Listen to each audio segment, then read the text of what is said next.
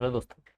इस सेशन में जो है बीपीएससी ने साइंस के कौन से क्वेश्चंस पूछे हैं टीआरई 1 और टीआरई 2 में, उनका डिस्कस अपन करेंगे। शायद एक एक क्वेश्चन आपको समझ में आ जाएगा, अच्छे से आप समझोगे तो। जो भी आपके साइंस के, जैसे जनरल जो आपके साइंस है 8 क्वेश्चंस आपके पेपर में आने हैं। इसके अलावा पीआरटी से आप हो तो 24 क्वेश्चंस आपके पूछे जाएंगे। या फिर जैसे मान लो आप मैथ साइंस से हो सकते हो, तो आपके लिए वीडियो काफ़ी इंपॉर्टेंट है। फर्स्ट क्वेश्चन देख लीजिए। निम्नलिखित में से किसका पीएच 7 से अधिक होता है? एक्चुअली होता क्या है दोस्तों, एक सोरेनसन नाम का व्यक्ति था, ठीक है। सोरेनसन, ये वैज्ञानिक हुआ हुआ था सोरेनसन। तो इस सोरेनसन ने क्या किया, एक स्केल बना दिया। क्या बना दिया? एक स्केल बनाया। इस स्केल को 0 से चालू किया, बीच में मिड पॉइंट 7 रखा है, इसका लास्ट पॉइंट 14 14 हुआ। अब जिनका पीएच मान 0 से 7 के बीच में है, अर्थात 0 से लेकर के 6.9 तक है, वो आपके अम्ल कहलाते हैं। 7 वाला आपका उदासीन होता है। और 7.1 से, 7 के जस्ट बाद 7.1 से 14 तक वाले आपके बेस सार कहलाते हैं। अब 7 से अधिक देखो, गैस्ट्रिक जूस आपका जो है एक आपका अम्ल होता है। सिरका जो है आपका अम्ल होता है, जिसको कि एसिटिक अम्ल में आपका ये पाया जाता है। इसके अलावा रक्त प्लाज्मा जो है, जो क्योंकि रक्त का पीएच मान होता है 7.4। यही पूछा है कि किसका पीएच 7 से अधिक है, तो बी ऑप्शन इस क्वेश्चन का सटीक आंसर रहेगा। अगला क्वेश्चन। माता पिता से संतति में लक्षणों को पहुंचाने की प्रक्रिया, देख लीजिए यहाँ से, प्रक्रिया को क्या कहते हैं? भाई जैसे मान लो लक्षण एक पीढ़ी से दूसरी पीढ़ी में जाते हैं जीन के द्वारा। किसके द्वारा जाते हैं? तो जीन जो है ना, वो ले जाता है लक्षणों को एक पीढ़ी से दूसरी पीढ़ी में। लेकिन ये इस प्रक्रिया को अपन क्या बोलते हैं? इस प्रक्रिया को कहा जाता है आनुवांशिकता। क्या कहा जाता है इसको? आनुवांशिकता कहते हैं। तो बी ऑप्शन सटीक रहेगा इसका। क्या रहेगा? बी ऑप्शन जो है इस क्वेश्चन का सटीक आंसर रहने वाला है। अगला क्वेश्चन। उससे पहले दोस्तों, बीपीएससी टीआरई 3 के लिए जो है अपनी जीके जीएस के जो तुम्हारे 40% आते हैं ना, उनका ये पीडीएफ है जो तुम्हें 90 रुपये में मिल जाएगा। और लगभग 40 में से आप आराम से 30 के आसपास सही कर सकते हो इस पीडीएफ को लेने के बाद, जैसे ही आप पढ़ के जाते हो। ये पीडीएफ मिलेगी कैसे? आपको व्हाट्सएप पर मैसेज करना है इसके लिए। ये जो नंबर है 6376703831, ये जो नंबर है इस पर दोस्तों आपको व्हाट्सएप मैसेज करना है। अगला क्वेश्चन। शुष्क बुझे हुए चूने पर क्लोरीन गैस की क्रिया से कौन सा पदार्थ बनता है? समझिएगा। सबसे पहले शुष्क बुझा हुआ चूना, सर हम तो जानते ही नहीं है। देखो कुछ याद तो करना ही पड़ेगा। कैल्शियम ऑक्साइड CaO, इसको बोलते हैं अपन बिना बुझा हुआ चूना। क्या बोलते हैं इसको? बिना बुझा हुआ चूना। इसमें जब अपन जल मिला देते हैं तो इसका फॉर्मूला बन जाता है CaOH2। इसको बोलते हैं बुझा हुआ चूना। इसको क्या बोलते हैं? बुझा हुआ चूना। इसकी जब क्लोरीन से क्रिया करवा देते हैं तो इससे बन जाता है CaOCl2। ये सूत्र होता है किसका? ये होता है सर विरंजक चूर्ण का। किसका होता है? विरंजक चूर्ण का। तो आंसर तो जो है विरंजक चूर्ण, जिसको कि ब्लीचिंग पाउडर भी बोलते हैं, ब्लीचिंग पाउडर बनाने में काम आता है ये। तो बी ऑप्शन सटीक हो गया इस प्रश्न का। आई होप समझ में आ रहा होगा तुम्हें। अगला प्रश्न देखो फिर।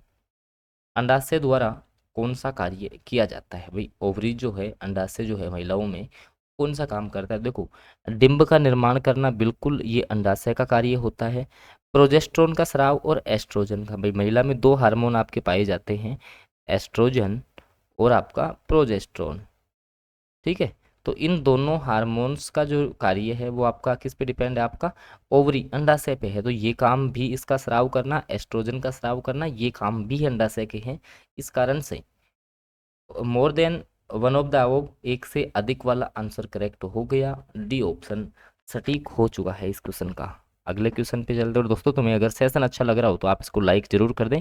और जो साथी चैनल को अभी सब्सक्राइब नहीं किए वो जुड़ जाइए, क्योंकि आपके लिए बहुत इंपॉर्टेंट सेशंस में लेकर के आता हूँ। अगला प्रश्न देखो। इमली में कौन सा अम्ल है? सीधा सीधा ये पहला ऑप्शन है मेथेनोइक अम्ल। दोस्तों मेथेनोइक जो अम्ल है वो मधुमक्खी का जो डंक होता है, मधुमक्खी का, जब मधुमक्खी डंक मारती है आपको जलन होती है, तो इस मधुमक्खी के डंक में मेथेनोइक अम्ल पाया जाता है। टार्ट्रिक अम्ल जो है वो पाया जाता है आपके इमली में। किस में पाया जाता है? इमली में। लैक्टिक अम्ल पाया जाता है दूध में। तो किस में पूछा है? इमली में। तो इमली में टार्ट्रिक अम्ल हो गया। बी ऑप्शन जो है इस प्रश्न का सटीक आंसर हो गया है। अगला क्वेश्चन। निम्नलिखित में से कौन जंगल में आहार श्रृंखला का प्रतिनिधित्व करता है? या आपको ऐसे समझाना है जैसे कि, जैसे फर्स्ट ऑप्शन, पौधा है, पौधे को हिरण खा रही है। हिरण को कौन खा सकता है? शेर खा सकता है। सही बात है इसका मतलब। पौधे को मेंढक कभी नहीं खाएगा। पौधे को खरपतवार नहीं। फिर मछली खरपतवार को खाएगी नहीं। तो ए ऑप्शन ही सटीक सटीक हो गया, प्लांट्स, डियर और लोइन। तो ए ऑप्शन सटीक हो गया इसका, इसको बोलते हैं खाद्य श्रृंखला। अगला प्रश्न, नेत्रदान में दाता की आंख के किस हिस्से को प्रत्यारोपित किया जाता है? भाई जब भी अपन नेत्र डोनेट करते हैं, नेत्रदान करते हैं, तो हमेशा ध्यान रखना उसका कॉर्निया जो भाग है ना, कॉर्निया, इसको डोनेट किया जाता है। बी ऑप्शन सटीक रहेगा। ठीक है, बीपीएससी के पूछे हुए प्रश्न है ये। और ये अपना जैसे मान लो आपकी तैयारी अभी नहीं हुई है, आप हमारे नोट्स के माध्यम से तैयारी करना चाहते हो, जिसमें हम कंप्लीट प्रीवियस ईयर आपको देते हैं, NCERT MCQ 6 to 10th class, SCERT के 40+80 की हम संपूर्ण तैयारी आपको करवाते हैं। आराम से आप सिलेक्शन ले सकते हो इन नोट्स को पढ़ने के बाद। अलग अलग प्राइस है, पीआरटी 6 to 8, 9, 10, 11, 12 का। टोटल सिलेक्टेड स्टूडेंट की बात करें टीआरई 1 में, हमारे यहाँ से लगभग 1000+ विद्यार्थियों ने सिलेक्शन लिया है इन नोट्स के माध्यम से। टीआरई 2 में 2500+ विद्यार्थियों ने लास्ट टाइम में पढ़ के इन नोट्सों से सिलेक्शन लिया था। तो आप लोग भी जो है 6376703831 पर व्हाट्सएप मैसेज आपको करना है। इन नोट्स के लिए क्या करना है, व्हाट्सएप पर मैसेज करना है कि सर हमें इसके रिगार्डिंग नोट्स चाहिए या कैसे हमें तैयारी करनी है कि हमारा सिलेक्शन हो जाए। तो आप बिल्कुल व्हाट्सएप मैसेज कर सकते हैं। अगला क्वेश्चन, स्वतंत्र स्वतंत्र रूप से पृथ्वी की ओर गिरते हुए पिंड की कुल ऊर्जा, देखिएगा घटती है कि बढ़ती है, स्थिर रहती है। देखिए कोई भी जब पिंड जो है आपका नीचे गिर रहा है ना, तो उसकी जो टोटल ऊर्जा है वो कांस्टेंट रहती है, स्थिर रहती है। ऊर्जा कैसी रहती है, स्थिर रहती है।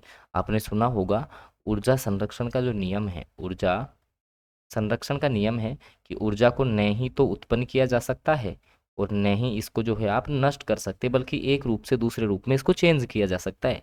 तो सी ऑप्शन जो है इस क्वेश्चन का सटीक आंसर हो गया है। अगला प्रश्न है, ये मैथ्स का आ गया है क्वेश्चन। तो बिल्कुल ये कुछ साइंस के इंपॉर्टेंट क्वेश्चन जो अपन ने डिस्कस किए हैं। तो जो भी लोग चैनल से नहीं जुड़े हैं वो सब्सक्राइब कर लेंगे, साथ में बेल नोटिफिकेशन ऑन करेंगे तो आगामी सेशंस की आपको जानकारी मिल जाएगी। इसके अलावा ये नोट्स प्लान है, जो भी इसमें ज्वाइन होना चाहता है वो ज्वाइन हो सकता है। धन्यवाद।